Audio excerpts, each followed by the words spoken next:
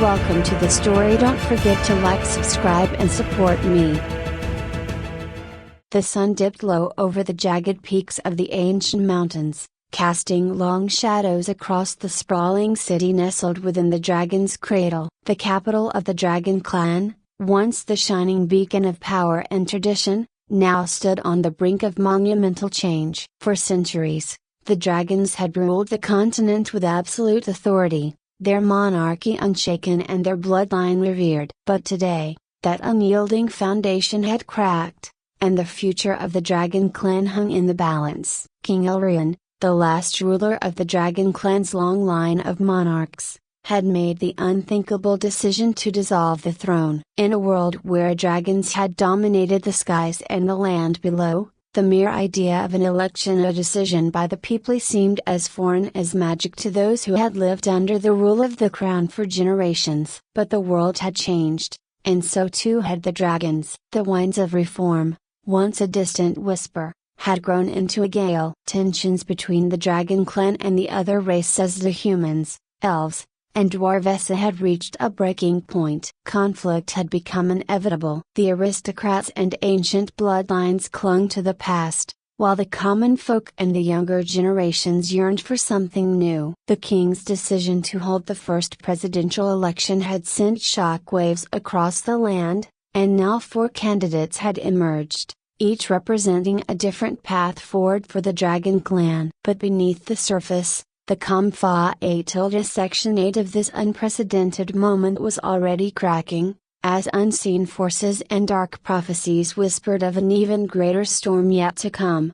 Nithar stood on the grand balcony of his ancestral home, the cold mountain air ruffling the silver edges of his scales. His eyes golden, sharp, and filled with pride, he swept over the horizon, where the peaks kissed the sky, and the land stretched out in all directions. Below, the capital city buzzed with life. The great election campaign had turned every corner of the city into a battlefield of words and promises. But Nithar, eldest son of the last Dragon King, had no illusions about what was truly at stake. For him, the election was nothing more than a temporary theater, a Section 8 to appease the masses. The throne belonged to his bloodline. It always had, and always would. "They've forgotten who we are," he muttered, his deep voice rumbling like distant thunder. "They haven't forgotten," a voice replied behind him, "they've just become restless." Nithar turned to face his most trusted advisor,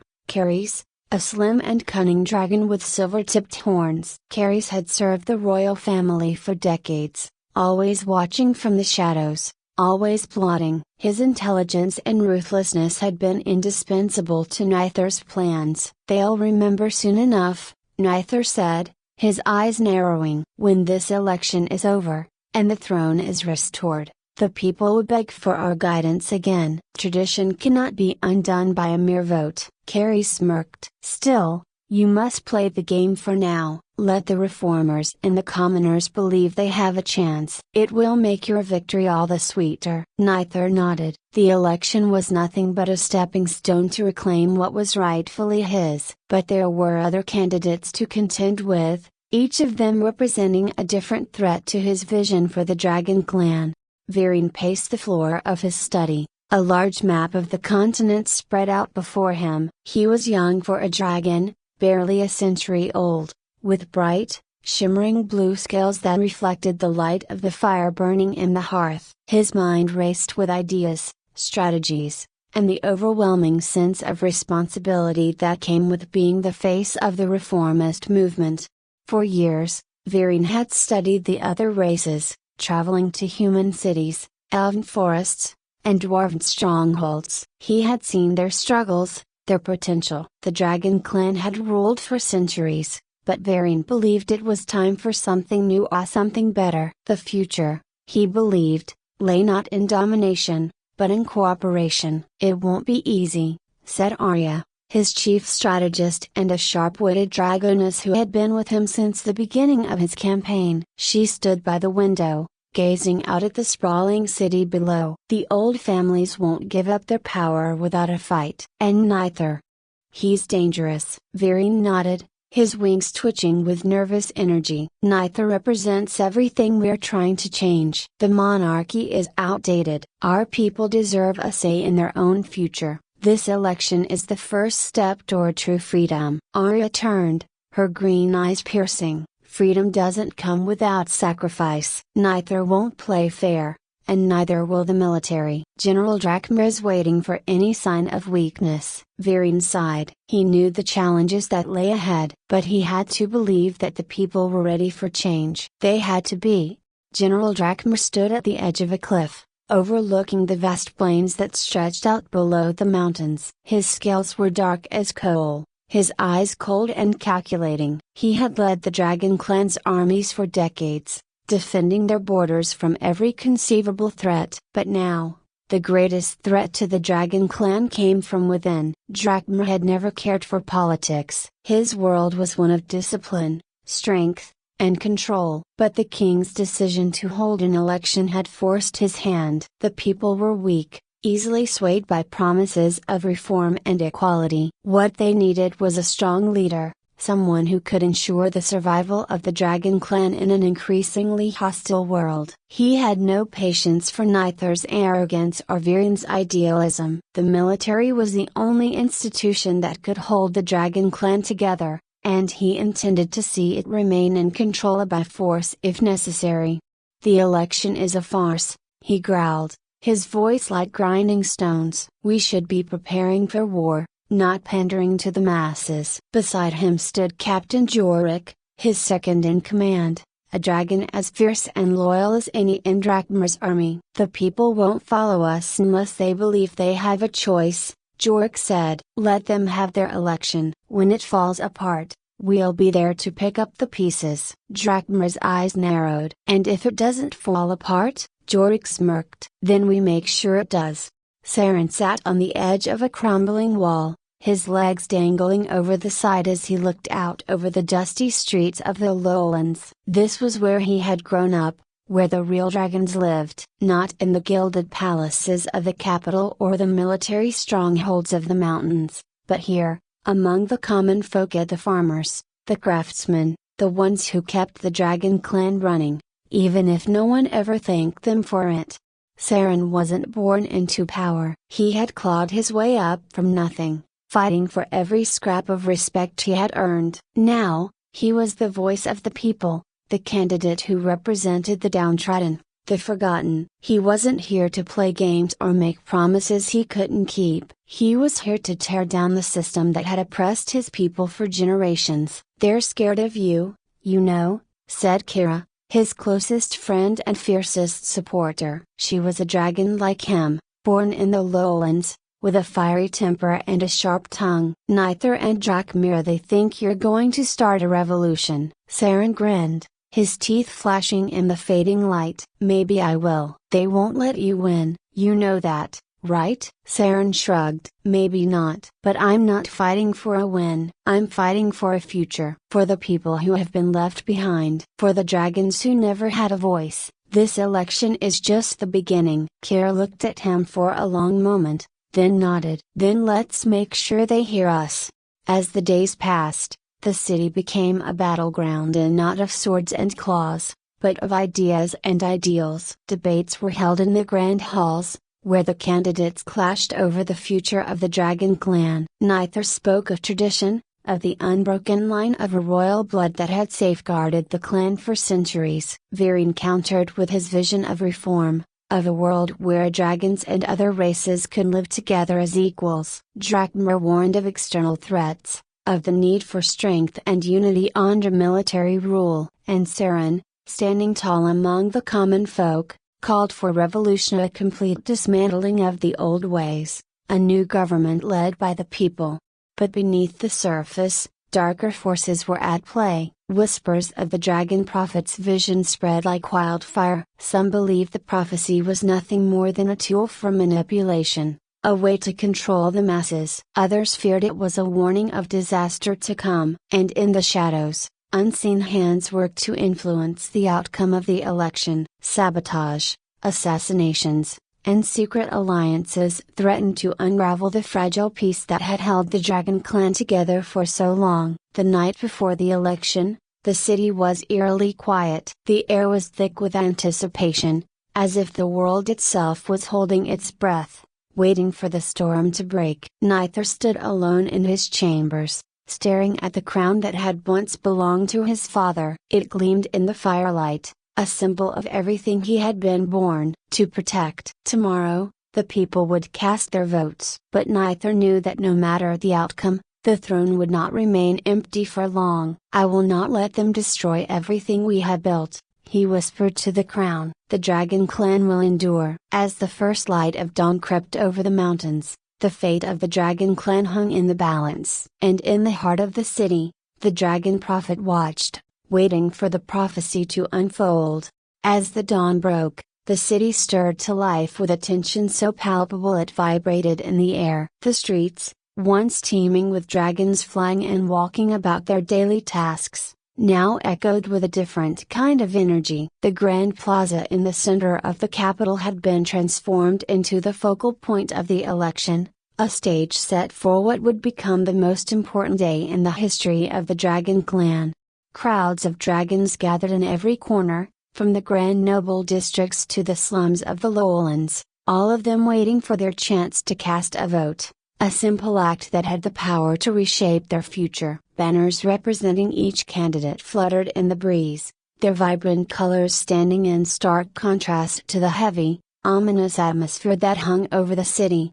Neither stood in the shadows, watching as his supporters lined up in the noble district. His heart pounded in his chest, a mix of anticipation and determination fueling his every thought. The throne would be his again. He could feel it. He knew how to manipulate the system, how to remind the people of their place. This election was just a temporary distraction. After all, who else had the experience, the bloodline, the divine right to rule? But there was a nagging doubt, one that clung to the edges of his mind like an unwelcome guest. The prophecy. The dragon prophet had remained quiet for decades, hiding in the recesses of forgotten caves, but recently, his visions had resurfaced, and they spoke of a future where the dragon's fate was uncertain, where the old ways would not hold the same power they once had. Neither shoved the thought aside. Prophecies were nothing more than stories spun to control the weak-minded. He had the people, the nobility, and the military on his side. Yeah, at least, he thought he did. Across the city, in the reformist headquarters, Viren stood at a balcony, looking out at the crowd of his supporters, who buzzed with excitement. Young dragons, scholars, artisans, and even a few from the noble families had joined his cause. They believed in his vision of a united future, one where the dragon clan could thrive alongside the other races, not as their rulers, but as their allies. Viren took a deep breath, the weight of responsibility pressing down on him. He had studied the other races for years, learning their cultures, their strengths and weaknesses. He believed in diplomacy, in progress, in a future that was not dictated by bloodlines but by the potential for greatness that lay in every dragon's heart. Yet, even he felt the creeping anxiety that came with the prophecy. He had heard the rumors and whispers of a divided future, where the dragons would tear themselves apart unless a new path was chosen. His campaign was based on hope, on the belief that the people would choose change over fear. But hope, he knew, was a fragile thing. Meanwhile, in the heart of the military compound, General Drakmer watched the city with cold, calculating eyes. His soldiers had already fanned out, securing strategic points around the capital. To him, the election was a formality, a necessary evil to keep the civilians from panicking. But he had no intention of letting the dragon clan fall into chaos. If Neither or Viren showed weakness, Drakmer would act. The military was the true backbone of the dragon clan, and he would not let any royal or commoner destroy the order he had fought to maintain for so long. Drakmer had always believed in strength. It was the only way to survive in a world filled with threats from every direction. And though he outwardly supported Neither's return to power, he held no illusions about the prince's arrogance. The throne was a symbol, yes, But symbols did not keep enemies at bay, only power did. Drachma would ensure that whoever took the presidency understood that, or they wouldn't hold it for long. But it was Saren, standing in the crowded streets of the lowlands, who truly felt the weight of the day. His supporters, the dragons who had lived their whole lives in the shadow of the noble Femliessa, looked to him for more than just words. They looked to him for justice, for a future where they were no longer ignored, no longer forced to scrape by while the elite feasted in their golden halls. Saren knew that winning this election wouldn't be easy. He wasn't naive. Neither had money, Viren had ideas, and Drachma had the military. But Saren had the people. The common dragons who had suffered under the old ways. The dragons who had been told for centuries that their voices didn't matter. Today, he would make them matter. The sun climbed higher in the sky as the voting began. Dragons from every walk of life, and nobles, soldiers, scholars, laborers lined up at the designated stations, each casting their vote in what would be the most important election in their clan's history. And while the candidates waited, each in their respective camps, the dragon prophet watched from the shadows. He was an ancient figure, his scales faded to a dull gray, his eyes clouded with the weight of centuries of visions. For years, he had watched the dragon clan move toward this moment, the culmination of generations of choices and mistakes. The prophecy had always been clear: the fate of the dragons would be decided today, and no matter who won, the future would be irrevocably changed. The hours dragged on, and as the sun began its descent, the final votes were cast. The city fell into an uneasy silence, broken only by the occasional flutter of banners in the wind. In the Grand Plaza,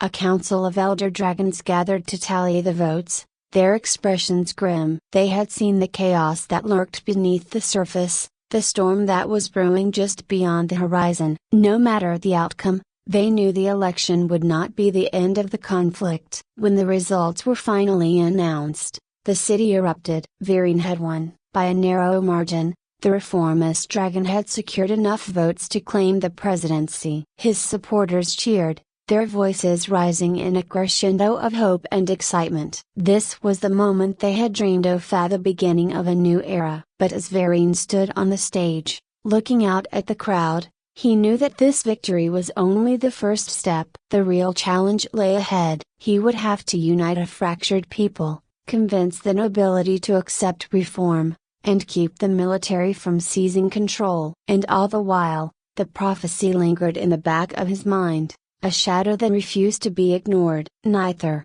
watching from the shadows, clenched his fists in anger. This was not how it was supposed to end. He had been born to rule, destined to wear the crown, not watch some upstart reformer tear down everything his ancestors had built. But he wasn't finished yet. The election might be over, but the fight was far from won. In the military compound, General Drachma received the news with a scowl. Viren was weak, too focused on ideals and diplomacy to see the threats that surrounded them. If Viren couldn't keep the dragon clan safe, Drachma would have no choice but to step in. The military's role was to protect, and Drachma intended to do just that no matter the cost. And in the streets of the lowlands, Saren's supporters looked to him with a mixture of hope and fear. He hadn't won, but he had come closer than anyone had expected. The people had spoken, and though he wasn't president, he knew his voice had been heard. Now, it was time to see what Viren would do with the power he had been given. If he faltered, if he failed to live up to his promises, Saren would be there, ready to pick up the pieces. As night fell over the city, the dragon prophet emerged from the shadows. His eyes, once clouded, now burned with the clarity of his vision. The election was over, but the prophecy was not yet fulfilled. The storm that had been foretold had only just begun to form. The future of the dragon clan was no longer a matter of votes or power. It was a matter of survival, and only time would tell whether the dragons could unite to face the challenges that lay ahead or whether they would tear themselves apart in the process.